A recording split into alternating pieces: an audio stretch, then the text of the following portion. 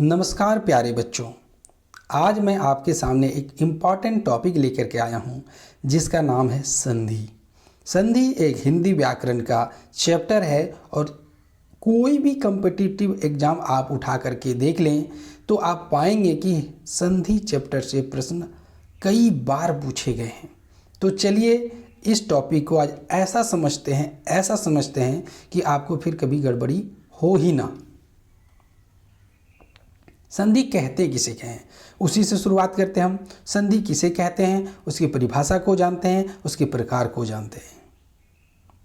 तो संधि किसे कहते हैं? दो वर्णों के मेल से जो विकार उत्पन्न होता है, दो वर्णों के मेल से जो विकार उत्पन्न होता है उसे संधि कहते हैं। तो चलिए कैसे विकार उत्पन्न होता है उसे देख लें हम। जैसे राम जोड़ अयन, यहाँ पर देखिए आप अ है यहाँ पर छुपा हुआ और यहाँ पर अ, तो ये विकार होगा रामायण, रामायण। अब यहाँ पर देख पाएंगे कि ये जो था अ और अ मिल करके आ हो गया। तो यही जो विकार उत्पन्न होता है उसे ही हम कहते हैं संधि। अब संधि के प्रकार देख लेते हैं। तो संधि के है प्रकार स्वर संधि, व्यंजन संधि और विसर्ग संधि। तो जो नीचे का दो है इसमें आपको कभी कन्फ्यूजन नहीं होगा, आपको दिक्कत यहाँ आने वाली है और इसे हम इस तरह आपको समझाएंगे कि आप कभी ज़िंदगी में कन्फ्यूजन करेंगे ही नहीं। तो चलिए देख लेते हैं स्वर संधि। तो स्वर संधि क्या होता है? तो स्वर के साथ स्वर के मेल से जो विकार उत्पन्न होता है उसे कहते हैं स्वर संधि। स्वर के साथ स्वर, तो देखिए पर में है अ और उ में है उ, यानी अ और जोड़ उ दोनों स्वर है। तो स्वर के स्वर साथ जो स्वर होता है मिलते हैं तो इसे कहते हैं स्वर संधि। और क्या हो गया? अ और उ मिल करके बन गया ओ, है ना, परोपकार। तो ये जो विकार उत्पन्न हुआ स्वर के साथ स्वर का, तो इसे हम कहेंगे स्वर संधि। अब स्वर संधि के 5 भेद होते हैं: दीर्घ संधि, गुण संधि, यन संधि, वृद्धि संधि और अयादि संधि। एक एक करके सारे पॉइंट को जानेंगे। अगर आपको यहाँ क्लियर हो रहा है तो फटाक से एक लाइक ठोक दीजिए। तो यहाँ देखिए क्या स्वर संधि, तो स्वर के साथ स्वर के मेल, दूसरा नहीं, स्वर के साथ स्वर के मेल से जो विकार उत्पन्न होता है उसे हम कहते हैं स्वर संधि। अब हम इसके पहले भेद को देखेंगे दीर्घ। तो दीर्घ को जानने से पहले आपको कुछ जानना जरूरी है। देखिए अ आ हर्षई दीर्घ ई, देखिए ये वाला और ये वाला हर्ष उ और दीर्घ उ, ये जो आप देख रहे हैं यही है दीर्घ।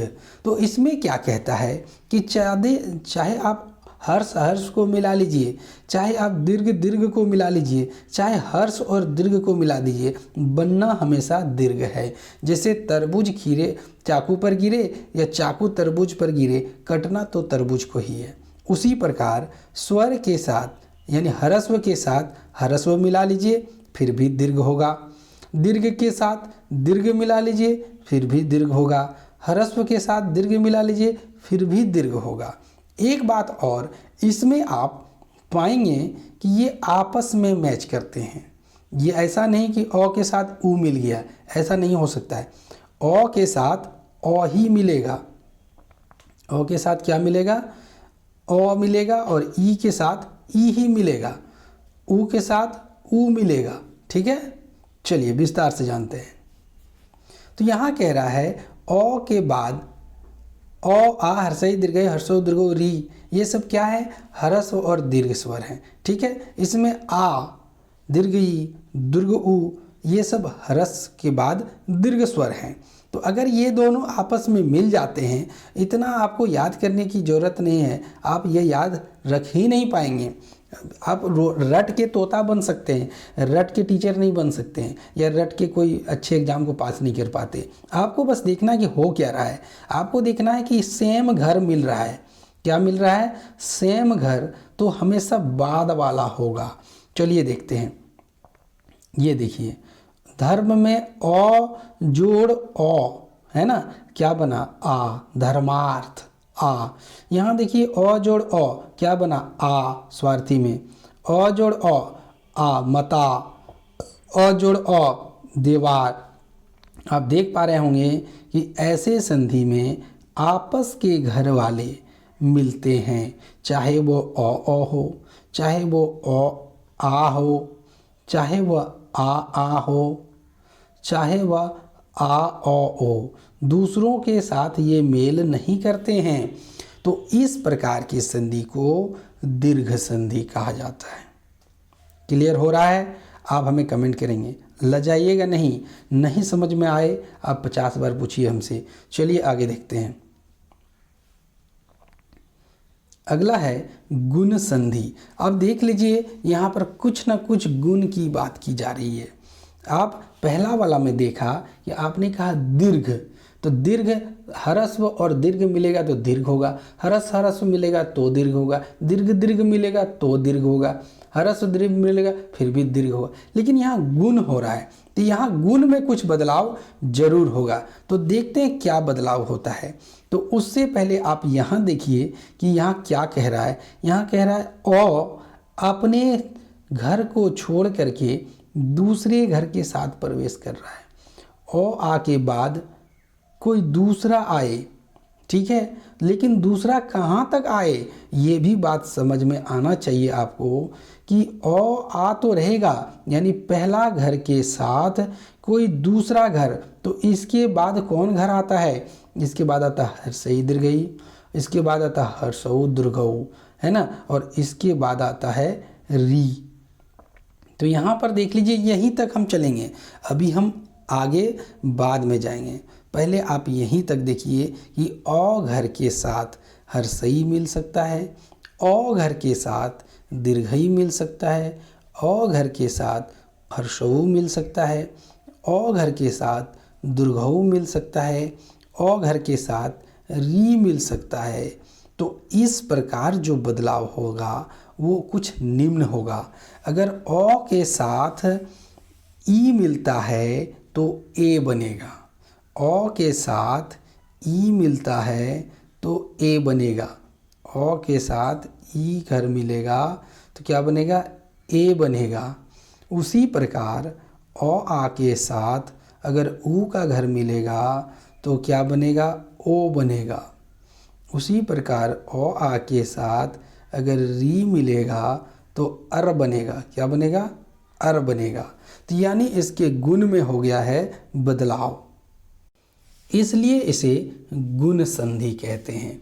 अब जरा ऑप्शन पर देखते हैं। जल जोड़ ऊर्जा जलोर्जा, उच्च जोड़ उधर्व उच्चोधर्व, नव जोड़ उड़ नवोड़, यहाँ नवोड़ा नहीं होगा नवोड़ होगा।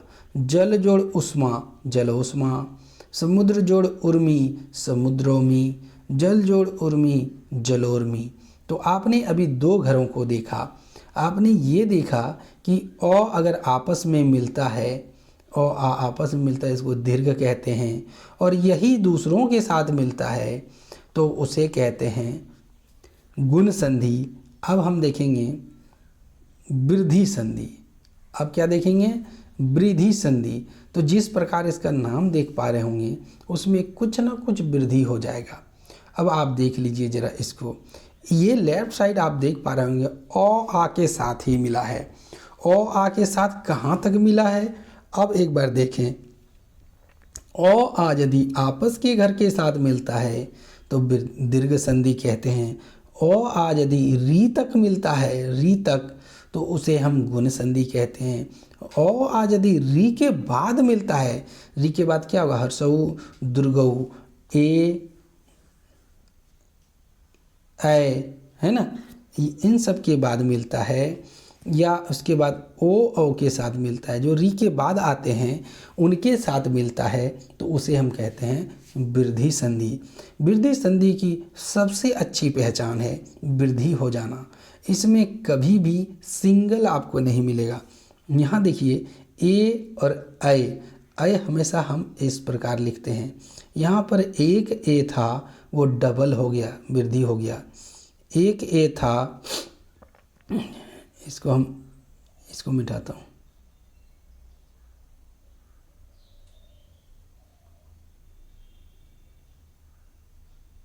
एक ए था वो डबल हो गया, एक ओ था वो डबल हो गया, तो कितना आसानी से आप पहचान सकते हैं कि वृद्धि संधि में हमेशा डबल मिलेगा आपको।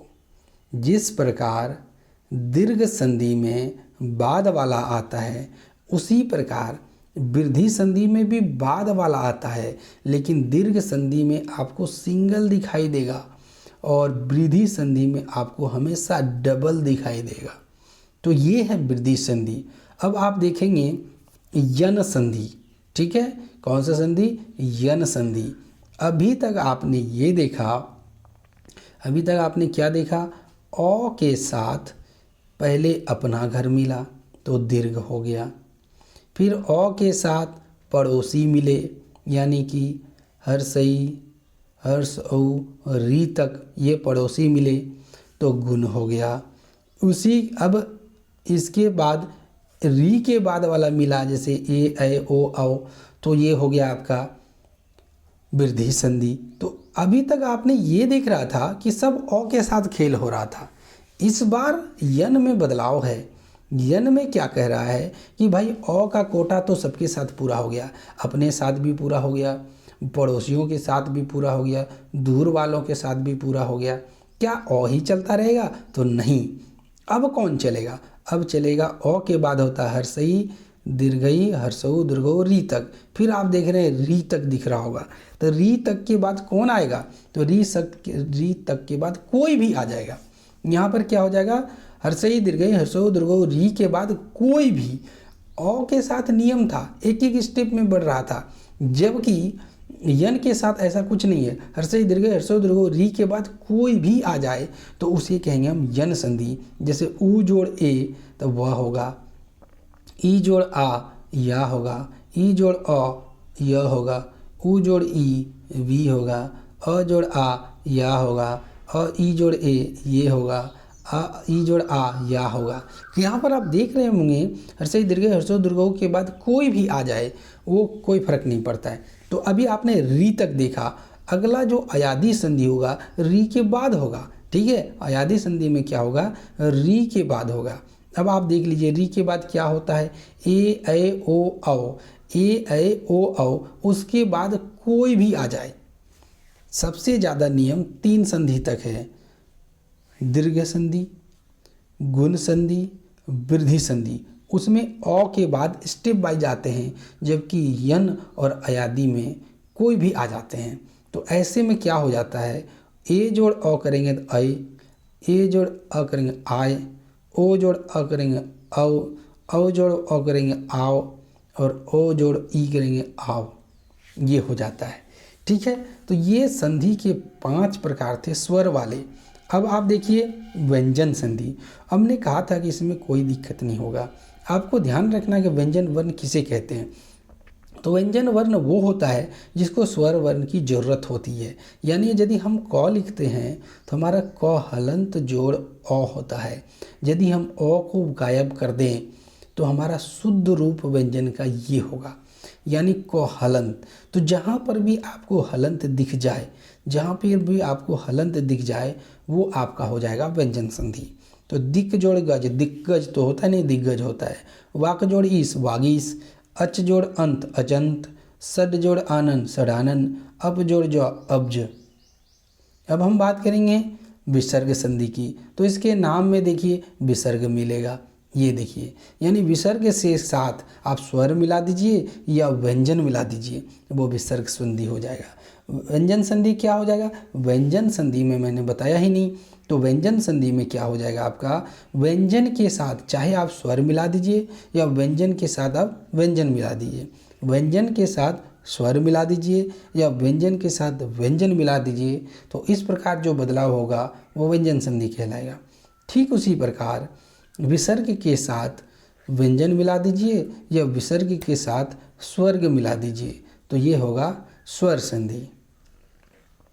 अब देख लीजिए आप, यहाँ उदाहरण में आप देख पा रहे होंगे विसर्ग, विसर्ग, विसर्ग दिया हुआ है। तो ये क्या है? विसर्ग संधि है। एक बात और बता दूं, जितना ज़रूरी संधि समझना है उतना ही ज़रूरी विसर्ग यानी संधि का विच्छेद भी जानना है। संधि में जुटता है, विच्छेद में टूटता है। ये संधि है और ये विच्छेद है। धनु जोड़ टकार, धनुष टकार।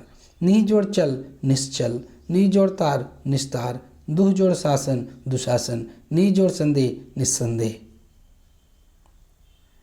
तो उम्मीद करता हूँ कि आज का क्लास आपको मज़ेदार लगा होगा, जानकारी अच्छी लगी हो तो ज़्यादा से ज़्यादा शेयर करें, चैनल को सब्सक्राइब करके बेल आइकन दबा लें, क्योंकि इसी तरह की वीडियो आपको अभी रेगुलरली मिलने वाले हैं। तो मिलते हैं अगले वीडियो में, तब तक के लिए धन्यवाद।